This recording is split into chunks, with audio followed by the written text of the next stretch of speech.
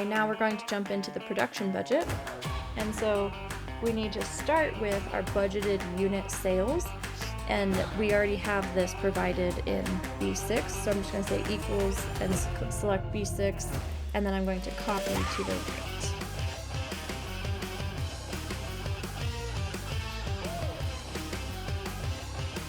For the desired units of ending finished goods, we're going to go into our budgeting assumptions.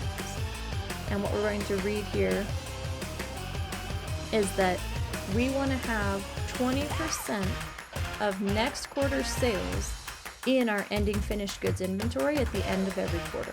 And so that is just our way of saying, like, if we plan on selling 30,000 units in quarter 2, when we close out quarter 1, we want to have 20% of those sitting in our finished goods inventory. So when we come to the cash budget, we're going to say equals, we're going to select next quarter's sales, multiply that by our budgeting assumption of 20%, which is named finished goods ending balance, and press enter.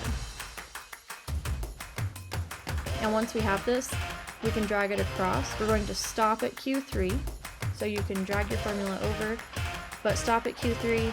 This number is a plug number that I'm going to give to you that is 3,000. That is because we don't have quarter 1 of the next year for us to be able to calculate what we need to be the desired ending finished goods. But in your homework problem, you will have Q1 of the next year, so you'll be able to calculate that instead of having to have a plug-in number. We'll do a sum function.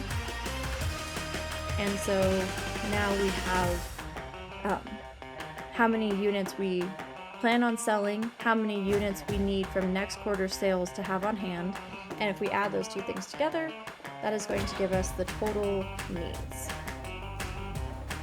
Then we have to subtract out our finished goods inventory, and so in Q1 we have to look back at the beginning balance sheet so that we can find the raw materials, the finished goods inventory that was completed at the end of the year. And so we have 2,000 cases in our beginning balance now. Then for Q2, our units in our beginning finished goods will be the previous quarter's ending finished goods. So from here, you can say equals and select the ending finished goods from the previous quarter and press enter. And then you can fill that formula to the right. And we'll do a sum here. And now we're just going to do subtraction. The total needs minus what we have in our beginning finished goods inventory gives us how many units we need to produce. And so at this point, you should have 101,000 in your total year required production.